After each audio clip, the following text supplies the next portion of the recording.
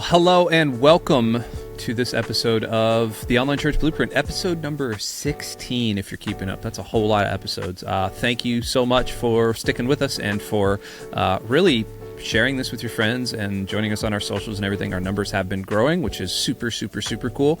Keep sharing, keep reviewing, keep liking, keep subscribing, keep doing all the things that you're doing, and keep telling more people about the Online Church Blueprint. Hey, in our 16th episode, this episode gets a little introspective, and it's really kind of it's a bit of a warning tale, but also kind of a things to look forward to with digital ministry. Obviously, you can see the clickbaity title there, really like the bad things about digital ministry and how bad digital ministry is and how much you shouldn't do it and all those things. And really, that's just designed to kind of draw eyeballs, but also to really inform the topic that we're going to be talking about today. Mark and I sit down for a lengthy conversation. I say lengthy, it's longer than a normal conversation with us. And in here are a lot of interesting tidbits about digital ministry, the highs and lows, the positives and negatives, the things that you've heard that have been bad, the things that you probably should be taking into account if you do want to go start a digital ministry. We don't necessarily get into a whole lot of platform-specific information. One of the main things we do talk about is Discord, and we also talk about Altar Live. Honestly, the best place to do all of this stuff that we're going to be talking about, building community, live streaming, making sure that you have face-to-face interaction, and getting rid of some of what Mark and I both call the coldness of digital ministry. Altar Live does that. You can get a free trial, 14 days, and probably a little bit longer with the link either in the show notes below if you're watching the video, or if you are listening to this, you can either click the link in the show notes on your favorite podcast app or head over to altarlive.com. Honestly, it's helping. Altar Live is helping really fight the good fight in terms of what it means to gather community and know people on the internet.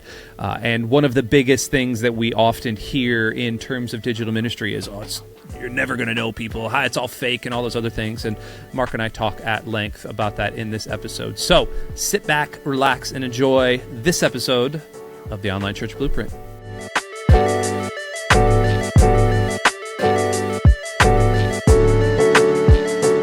Welcome back to another, I always say action-packed episode of the Online Church Blueprint, and I don't think people understand what that actually means. It means that much like your favorite action-adventure RPG, such as, I don't know, what's a good action-adventure RPG, Mark? Like Zelda?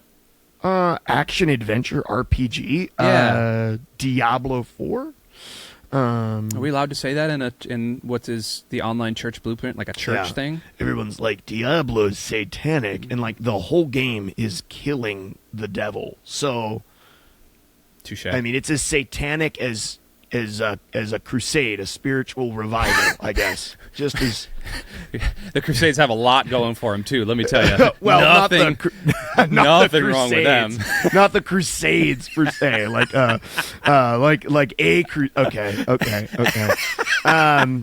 I'll say this. So I just came back. I haven't been around for a couple weeks because I just came back from 2 weeks in Kagata, Uganda, right, on mission, our first international mission trips with our church. And on the plane, I watched John Wick 1, 2, and 3. And let me just say, all of the people out there in the world that keep trying to convince me that those are realistic action movies, I would just like you to hold up a piece of cloth to a bullet and just see if it stops, right when it hits it. Right. So this is an action-packed episode, but maybe not as action-packed as John Wick. You see how I reeled that in? I pulled that to where we were going. That was masterful, dude. I really appreciate that. What did you, honest, like, let's give like a Rotten Tomatoes score. Let's give a Lux Tomatoes score on John Wick 1, 2, and 3. Well, John Wick 1, they tried to put some level of logic behind what was going on. There was like a wife dying and a dog dying, and like he was angry at the mob. He's a man of sheer will, and he took these pills, and he only actually got shot one time. And then my experience in John Wick 2, 3, and what I saw of John Wick 4 was like after John Wick 1, they're like, you know what people really liked about this movie? It's not the realism. It's the shooting people. Right. That's what they liked. Right. So let's take 2 baskets. We'll fill up one with weird locations like horse stables, knife museums, German techno club. Let's fill the other one with gangs that John Wick will shoot at, like German gang, Russian gang, Chinese gang, and then we'll just draw them at random, and then we'll just shoot that, and that will be the movie. It'll just go from one scene to the next of weird place, different gang, and he kills everybody. And that's really what the movie is. Yeah. That's really what it is. There is a dog throughout it. Yep. That's about it. That's that's about the movie. Yeah, so if you're into that, you'll actually really like it. It's essentially like Clue, the board game, like Colonel Mustard in the billiard room with the candlestick. Like that's what John Wick 2, 3, and possibly 4 are. I've never seen 4. I kind of got... Actually, I'd never seen 3 either. John Wick 1 and 2, it was like, okay, this is fine. There was actually a game that was released called Fights in Tight Spaces. It was kind of like an indie game. I like that game. That game's awesome. Like it's a card drawing game and all this other stuff. But like it's a deck building roguelike. It's great. It's really good. Yeah, but that felt more John Wick to me than like the actual movie. You know, like it felt very much like, okay, now I feel like an action hero in that game. Yeah, so there's that. Yeah, there's like a demo. There's like a free demo of it. Yeah, so yeah, it's on Steam. Go try it out. Yeah. To all episode the has been sponsored by Fights in Tight Spaces. Thanks, Tencent or whoever published it. Thank you for your monetary contributing. No, also I am not in my home studio. I'm currently in Studio B at Bay Hope Studio, or at the Lakeshore campus of Bay Hope. And if you hear a bit of background noise, we actually have 2 big garage fans blowing air into here from out in the hallway, because our air conditioning has been down since last Wednesday. We're recording on a Thursday? Yeah, it's bad. And I don't know if you knew this, but Florida is essentially forgotten swampland, and I'm in a giant metal box. So we had to turn the fans off, I think, yesterday for 2 or 3 minutes to do, well, it was about 5 minutes in total to do like a quick promo spot. Oh, hang on. Is the AC gone in the church or in your house? Not in my house. No, in the studio. Like in the studio where I am. No, my house is good. Like my house is all good. The church is good. Just literally where you spend most of your time at work is bad. Correct. So in the place where, online ministry actually happens, that's here. So we reach thousands of people every week, and yet our air conditioning has been broken for a week. Sounds like a total first world problem, and it is. I understand you just got back from Kigali, Uganda, and none of them had air conditioning, correct? No. No. Yeah, exactly. No. We were there in Africa's winter, which, to be fair, is like only 80% humidity and 90 degrees. Only. Yeah, I mean, that's pretty subtle for them. Like was like there was literally like in the evening it would drop to like 75, and like the orphans would go get their winter coat if they had one. I'm not even joking. Like I'm sitting outside in shorts and a white V-neck, filthy and just sweating. And kids are like, "Oh my gosh, it's so cold. It's so cold. Like I need a jacket." I know that go feeling. Get a blanket. I know that feeling being here in Florida. We were in the mountains of Georgia last week, and it was 68 in the mornings, and both my wife and I were on the porch drinking coffee. Like, "Ooh, it's a little chilly. We might need to go put sweatpants on or something." I get that. I totally understand that. Cool. We're not here to talk about our world travels. That's not what this episode is today. This episode actually was we've been doing a lot here. This is episode 16, by the way. We've done 15 of these buggers. And this entire podcast run has kind of been all about how to form your digital ministry, what tools to use, like Altar Live, like some other community building tools, the things that you need to use to really enable your digital ministry to fulfill what God has intended you to do, and that's to make disciples of all nations and reach people and connect with them and engage with them. And so we've kind of gone over some steps there. We've gone over some tips and tricks there. We've got a lot more coming there. But today I wanted to actually bust this thing down, and if I can find some effects to put on my voice, I'm gonna do something right here, right now. So we're gonna go in 3, 2, 1. These are the worst things about digital ministry. I'll see if I can put some reverb on post or in post or something. But we want to talk about the worst things about digital ministry. The things that you constantly hear are bad about digital ministry. The things that are going to fail. The things that you think are going to happen. The things that are kind of misnomers, and then the actual worst things. And I kind of want to start with some of the things that we constantly hear when we're starting digital ministries, digital churches, digital, faith-based organizations, things like that. Mark, when you were getting out of full-time physical ministry, what was that main pervading thing that people kept telling you about digital ministry that was going to fail or that was going to be bad? We left full-time physical ministry at a really weird moment in history. We left in August of technically, I was transitioning out in August of 2020. But that was when we started telling people, hey, guess what? We're going to start an online church. And it was during this really weird season where people were kind of like, hey, that might work. That was short-lived, right? There was this season where they were like, yeah, that, and then all of the naysayers were kind of coming. Everyone was trying to figure out which end was up, right? Andy Stanley was still saying we may never go back to physical church. Yep. At the time, the rise of Carey Nieuwhof was very, very real, and so everyone was kind of listening to that, and everyone was still in this stage where they're like, we don't know if we're ever using our church buildings again. We don't know if there's this might kill every church in the country. We don't know what's going on. And so because we were still kind of in that stage and there was a lot of division about it, at least initially, we didn't have a tremendous amount of pushback in terms of the church that I was at, the people that we were with. I think more than anything, a lot of the feeling was I don't know if it was hey, what you're doing is stupid. Or if it was hey, what you're doing seems a little heretical, or if it was why. It was mostly sort of disbelief, right? It's hey, you have a job in ministry. Hey, you have some level of talent and giftedness in physical ministry. Hey, we're in the middle of a pandemic. Why?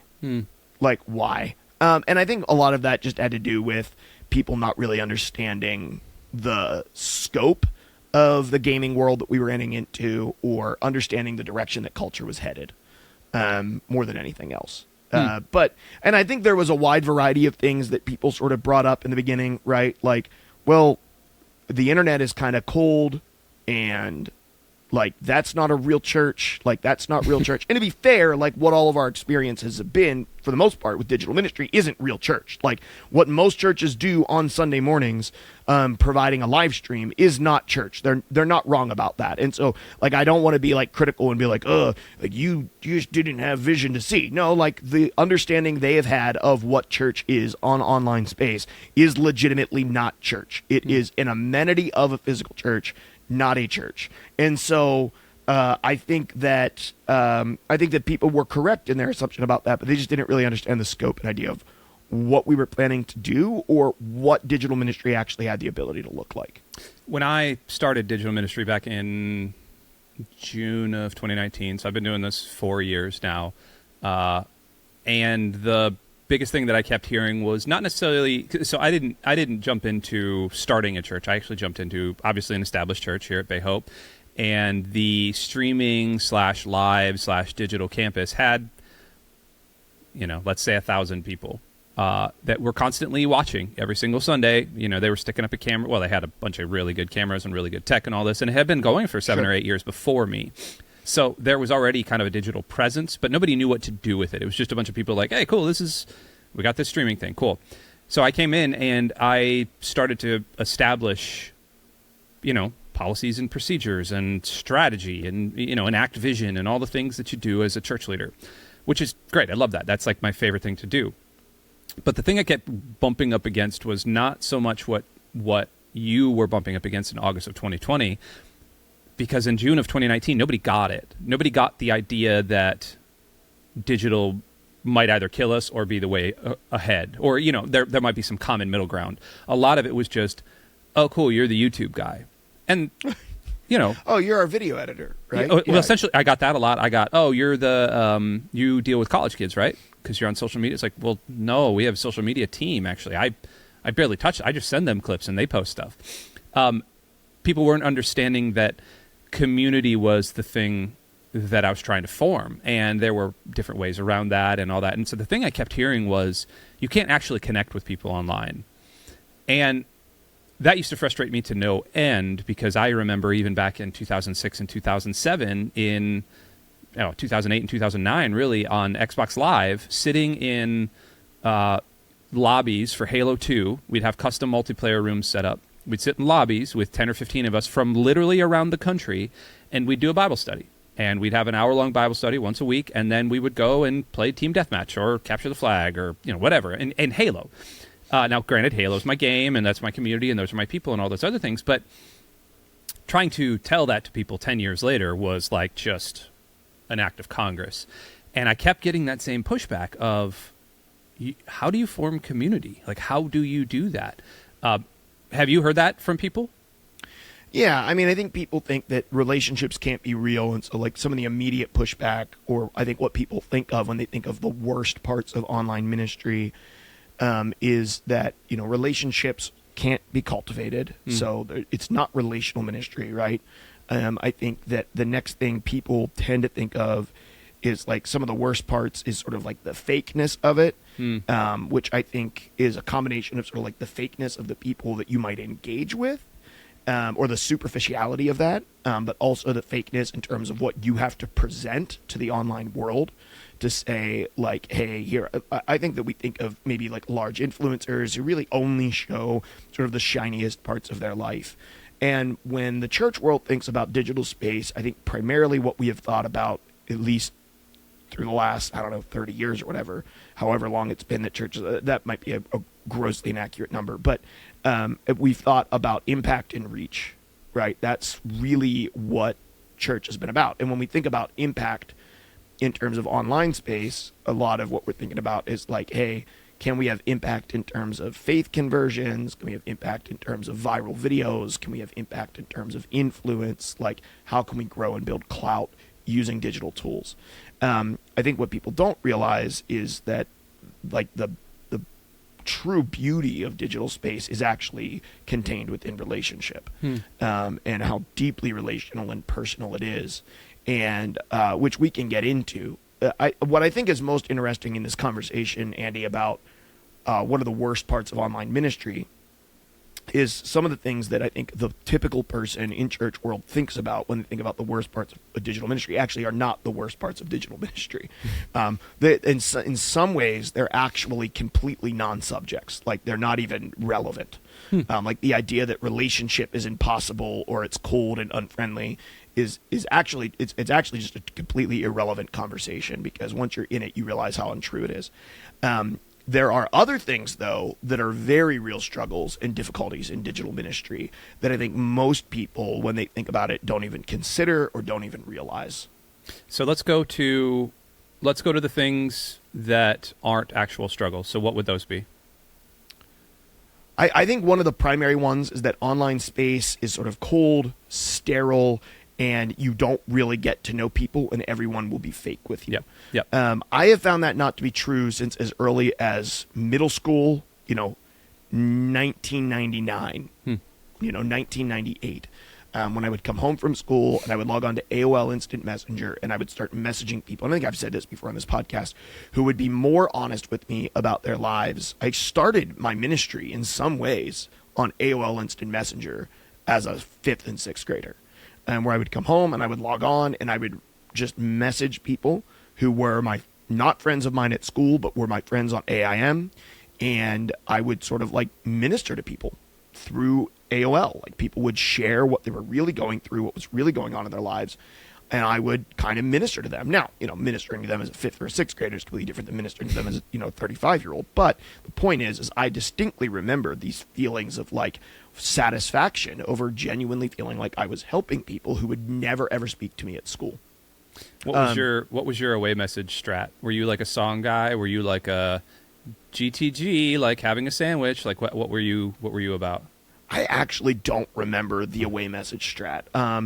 Because that was a thing, dude. Like, I remember agonizing over it. Yeah, I mean, I remember my name was I Live, the number 4 Christ, I think was like my name on it. Yeah, so I mean, it was let's just say it was during a time where I did some shopping in the Family Christian Bookstore for apparel, for not for Bibles, for apparel. And so anyway, and so I think that the gut reaction for most people when you think about digital space is it's like, those relationships aren't real. I really can't get to know people. And I have found literally the exact opposite to be true. There are so many people who I have had deep, profound conversations with about their lives. So let me just give you a real quick example, literally from last night. Sat with a man from Ontario, has a disability, and we talked about Bible translations and Star Wars, his life growing up, all of this stuff for literally like an hour last night. Okay. I log off with him at around 11 p.m. and another person joins in, a young woman going through a difficult time, stepping away from their family, coming out of an abusive situation, right? And they don't even talk, like we weren't even talking over voice chat. They only talk over text and just sharing about what was going on. So I'm responding over voice and I'm reading text. And we talked until after midnight last night. Jeez. And I have a great idea of their story, where they've been. I've prayed with them. They feel supported, encouraged.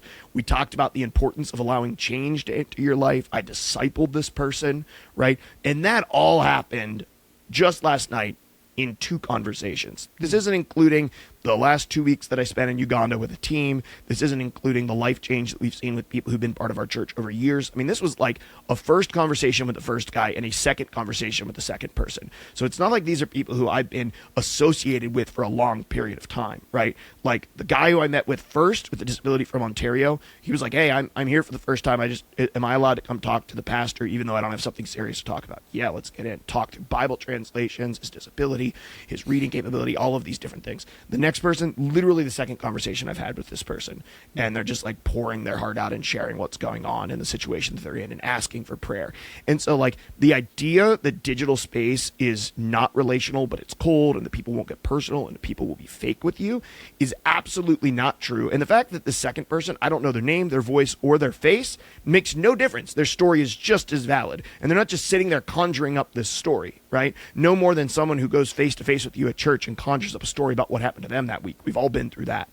And so the idea that it is, cold, sterile, unfriendly, unrelational, absolutely not true. When you step into digital ministry, you find it to be the exact opposite.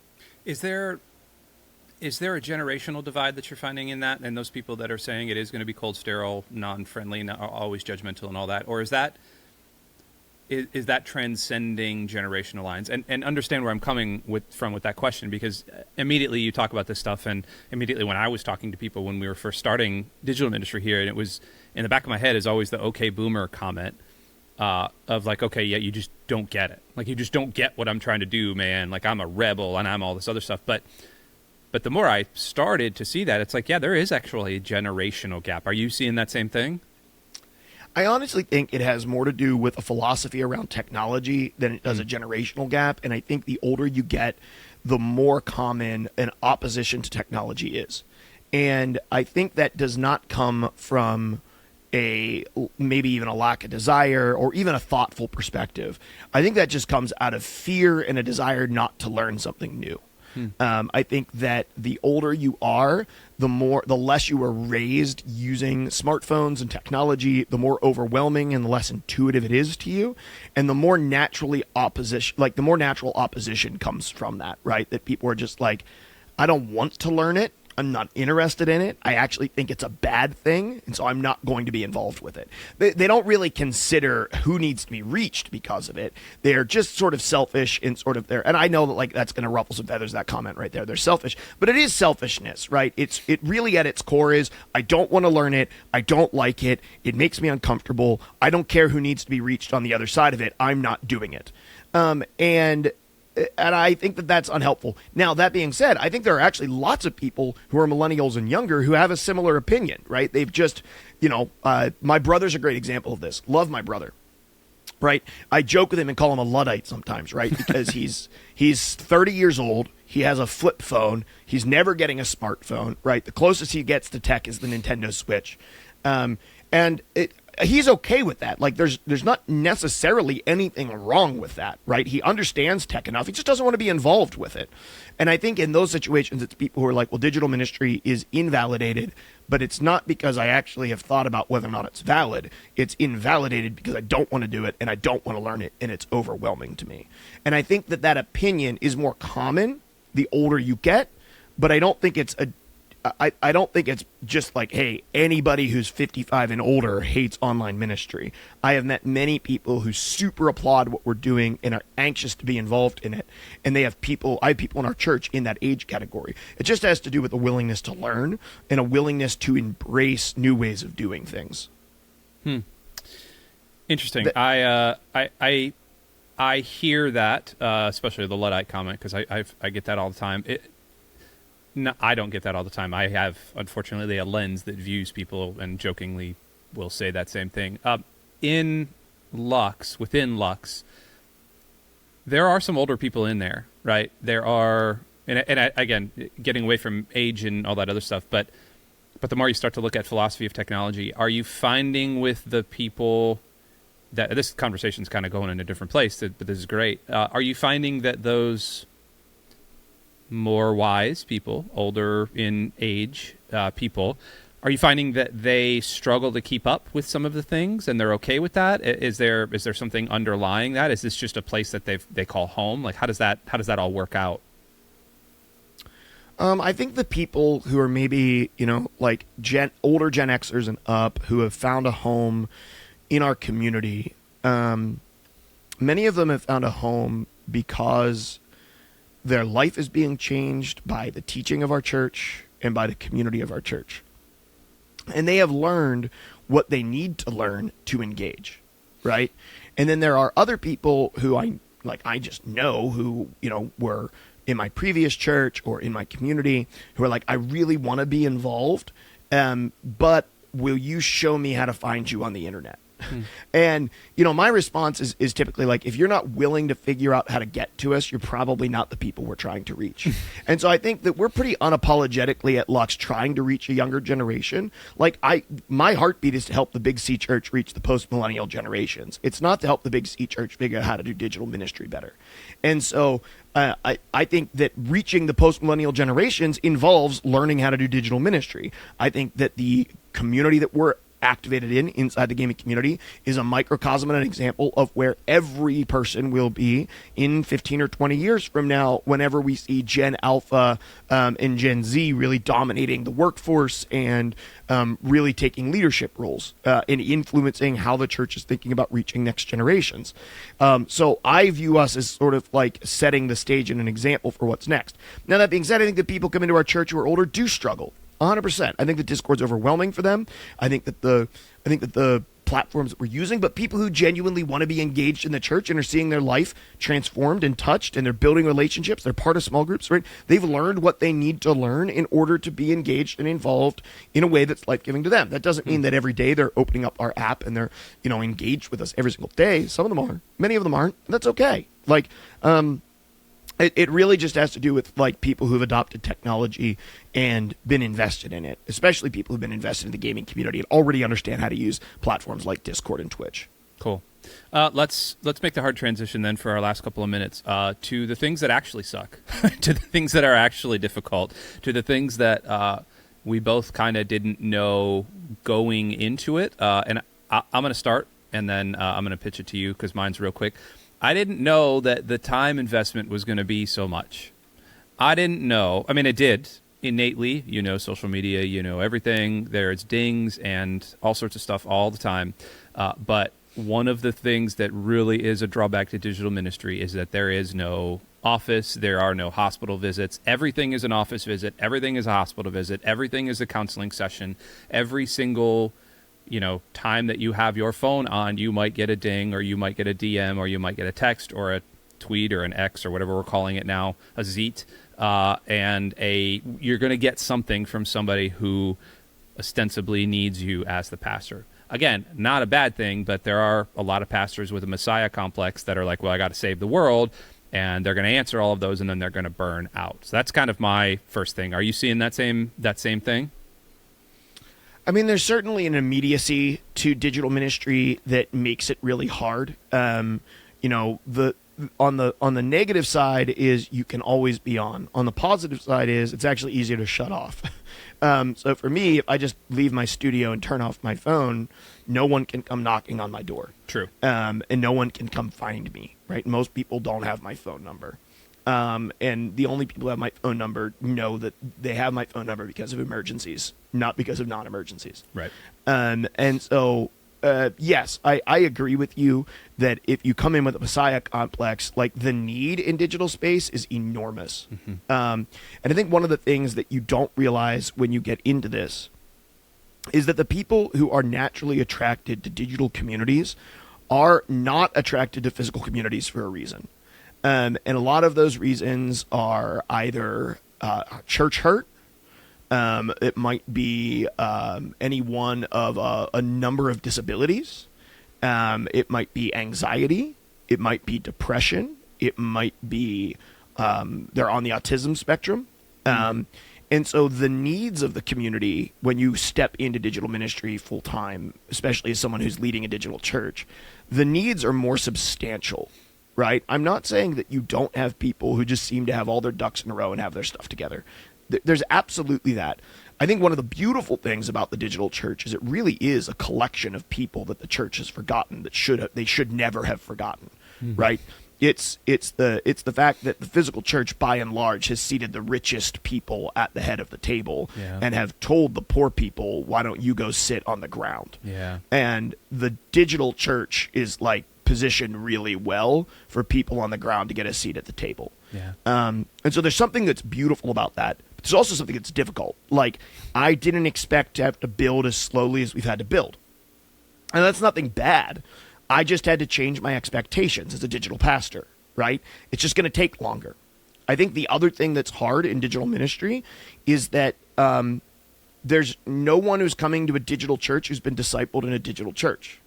So if you have anybody who comes into your church, they are either A, already involved in a physical church, and they're going to continue to be. They are B, brand new to the faith or returning to the faith in such a way that they are leagues away from things like tithing and spiritual leadership. Or they are C, coming from substantial church hurt in a physical church. Right? So, you know, I could give lots of examples of all three of those that exist within our church. I literally just came from a meeting with a couple who is joining our team right now, but they're coming from substantial church hurt. There's some stuff that we have to work through there. They have a lot of questions. That's great. But it's not like, you know, when I was in a physical church, it was like, oh, that church made a bad choice. We're getting 5 pretty quality members who just need to understand our culture and we can plug and play. Yeah. That doesn't happen for us. And it's not going to happen for you if you're doing digital ministry. So I think that is one of the things that is hard and sucks that you don't realize is going to. I think the other thing is it's super lonely. And I don't know if that's true of digital ministry or if that's just true of church planting. But there's something that's uniquely lonely about digital church planting that even, like, at least when you're planting a physical church, you sort of immediately become alienated from all of your friends that are youth pastors and associate pastors because they can't understand the weight that you're carrying birthing a church. Yeah. When you couple that with planting a digital church, the other community that you immediately end up alienated from is other church planters. And so usually what a church planter finds their community in is communities like Ark or Stadia or Vineyard or other communities and networks that are full of other church planters who can understand what they're going through. For me, I have found some peace and some security inside of those communities, but they still just have no understanding of what we're doing. And so, and it's nothing against them. I have amazing church planting communities that I'm part of. I'm part of the Extraordinary Church Collective out of Cincinnati. Freaking love everybody in that group. They're so supportive of what we're doing. They're rooting us on. They're some of our greatest champions. They still don't understand what I'm doing. And so, to a certain extent, like, I can talk to them about ministry, but there's some stuff they can't understand. And so, it's very, very lonely. And you feel like you're carrying a lot of the weight of stuff on your own. Yeah. And I think that the other side of that people, and I actually wrote this in the Confessions of a Digital Church Pastor in a recent blog I did. There's a lot of alienation from people who you didn't think you'd have alienation from. And so for me, the most painful thing has been family. I think that and church family who really wanted to see us plant a physical church or lead a physical church that they could go to. And because of generational gap or refusal to learn new technology or just discomfort with digital space, they feel like they can't go where we've gone and they can't understand it. And so that's caused a lot of tension and pain within my immediate family, not like my wife and I, but within my family. That's caused a lot of tension and pain in me just because I feel like people that I would have typically shared things with and I would talk to, I can't. And it's nothing that they've done wrong. It's just like I can't communicate it without it either feeling like I'm being arrogant or complaining. And I understand that they can't get it, and that's okay. And I think that that's something that if you're going into digital ministry, like you just need to be really aware of. Like your resiliency as a pastor will be really tested. The type of people that you'll be dealing with will be higher needs than probably anything that you've dealt with if you've just been in a typical physical church. And then the support system that you had won't be able to support you in the way they used to. And what you'll end up doing is you'll end up needing a very specific group of people. You will need people who have planted churches and are retiring out of their churches. Those are the people that you'll need. So they will not understand tech and they will not understand what you're doing, but they will understand birthing a church, and they won't be threatened by you because they're in their sunset years of ministry. If you try to build this bond with somebody who planted a church 15 years ago, they will without intentionally, they'll be threatened by what you're doing. And because it's outside of their understanding, and it'll make them feel like you're saying your way of doing things is better and their way of doing things is obsolete. And what somebody who's coming into their sunset years of ministry and they're thinking about legacy and they're handing things off will be able to do is they'll be able to look back to those first 5 years of their ministry when they were doing something innovative and people didn't understand it, when they were building that first seeker-sensitive church in their community, right? Or they were planting that first non-denominational church in their city. And they'll look and see what you're going through and they'll say, yeah, like digital is the frontier right now, but I also was in the frontier and I understood the pain and the loneliness that was associated and the alienation that was associated with it when I did it.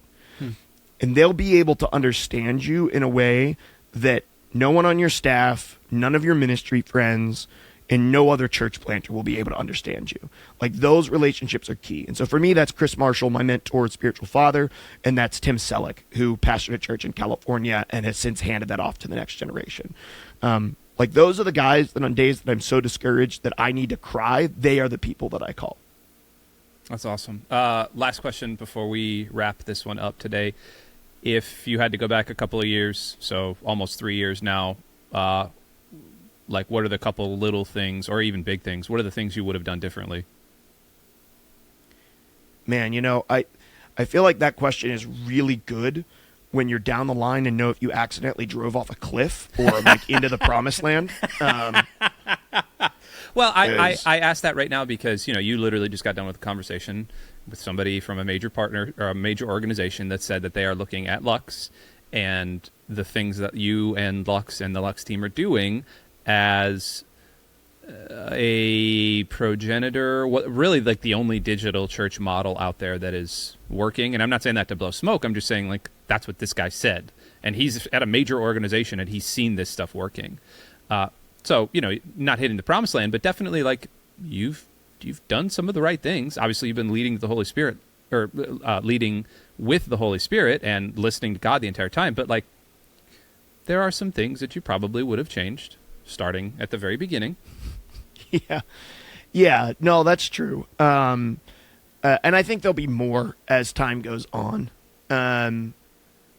I think that one of the things that I would have changed was actually allowing the vision for what we were doing to be bigger than what we had originally. There's some people who I wish if we had a vision that was bigger, we'd really capitalized on those first 6 to 8 months. We could have theoretically raised more money. If I would have thought beyond like, hey, can I just get a model up that sustains me and my family? But what if I thought like, hey, can I get a model up that sustains 5 staff? I think that my vision still in some ways is smaller than what people see from the outside. And so I'm learning to begin to match that.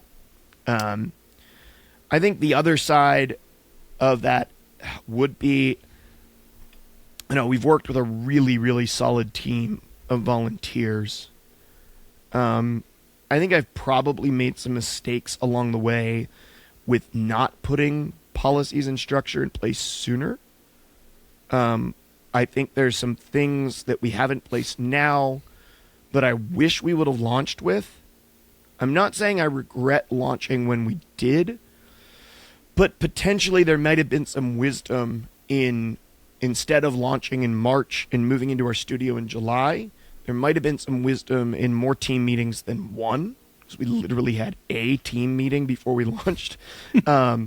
And maybe taking those 3 months before we held formal services to really structure more stuff and put some more stuff in place, and then holding our first service actually in studio versus doing them out of my basement for 3 months before we moved to the studio. Yeah.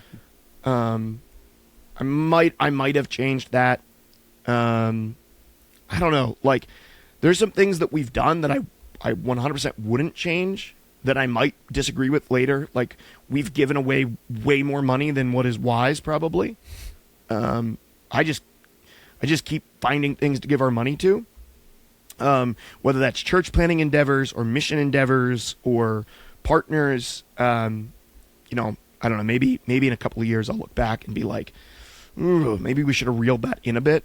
I tend to believe that if we live by generosity as a principle, that God will bless that and sustain us.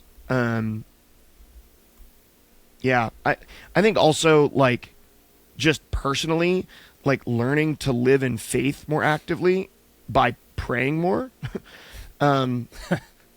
This year has been an adventure for me personally, because I've gone through 2 years with a lot of internal anxiety, and most of the struggle with our church actually hasn't been with our church. It's been like my internal mental battle. I've been more anxious, more depressed, and I've had poorer mental health in the last 2 years than I've had for a long time before that. And that hasn't been because I've been spending most of my time on the internet. That's because I've been holding on to things that belong to God. And it's only been this last several months, that I've really been letting go of that. And just believing with faith for the future instead of narrowly focusing in on today. And I think that I wish I would have done that sooner. Like, I wish I would have walked with the Lord more closely sooner. I wish that I would have been more devoted to prayer sooner. And I wish that I would have found peace amongst all of the stuff sooner, instead of just trying to control it and get my hands on it. Dang. Yeah. So I think that's a little bit of like the organizational stuff, but it probably has more to do with, me personally and my personal faith journey. Cool. I have nothing to add. Anything you want to run back around and clean up? Anything you feel like you want to add? I would just add this. Listen, I talked to a guy a couple days ago who's literally consuming everything like this content. He's consuming all of it right now. He's watched every one of our VODs in sermons, and he's feeling called into digital ministry. And I have to just tend to believe that Druzy isn't the only one who feels that way. So shout out to you, man. I'm sure that there's more and more people who are feeling that calling. I would just say this, like, faith over fear. And so if you are feeling called, have faith and, like, challenge fear. And then beyond that, like, just reach out to me. Like, if you're trying to go through, like, the struggle of figuring out if this is what you're supposed to do next, like, I've walked through that, and I literally told Druzy, like, the other day, I was like, bro, just a heads up. Like, I'm glad that you're coming and asking me questions. Just be aware that we could be going off a cliff together if you follow me. I don't know. I don't know yet. I've been telling people that for 2 years. But like, if you're just looking for someone who maybe gets it and you have like really practical questions about like, hey, how did you finance this thing? Hey, if you had to do it again, would you do it differently? You know, like we can get into all of that. Things like, hey, you know, if you have a church that supports you, don't just burn the bridges or burn the boats and do what I did. Like, let the church support you. Hey, if you can do this as a missionary, maybe do it as a missionary. Hey, you need to learn the language that you use depending on the audience that you have. There's some organizations that are going to cut you a check because you're a digital mission, and there's some churches that are going to cut you a check because you're a church. And you have to know which ones are going to cut you a check for which, and you need to know how to communicate both of those things well. And so if you need to get into like the dirt and the grit of it, and we need to talk like nuts and bolts, like I'm in. Like, let me know. We can sit down and chat. And if you just need help, like discerning if God is calling you to this or if he's calling you to something else, like reach out. I've been through the discernment process. My email's mark@luxluxdigitalchurch.com. It's my heart to begin to like share what it is that we've been through and what I've been through. Awesome. That is a true pastoral heart right there. Mark's contact information is going to be located in the show notes, whether you're watching this on YouTube or any of our socials, or if you are listening via podcast, all that's going to be in the show notes, as well as anything that I can do to help. Obviously, Mark is the go-to here. Mark, thanks so much for sharing your heart and really diving into this conversation with me, man. Absolutely. It's always a good time to be on the Online Church Blueprint podcast. The action-packed Online Church Blueprint. Action-freaking-packed, where Mark gets real introspective and says sad things on the internet. Yeah, that's really what this episode was. He's going to go dry his tears. That's what's going to go happen. Yeah, basically a John Wick episode. Your dog, where's your dog? In the house right now? Oh, if only she was gone. Oh. Yeah. Anybody wants to come by and get rid of my dog, welcome. Come on over. Just please don't knock me out ahead of time. Oh, yeah. Yeah, keep the wife, though. The wife's fine. Yeah, I'll keep the wife, get rid of the dog. Yeah. You can have my car, too, if you really want it. I won't come after you.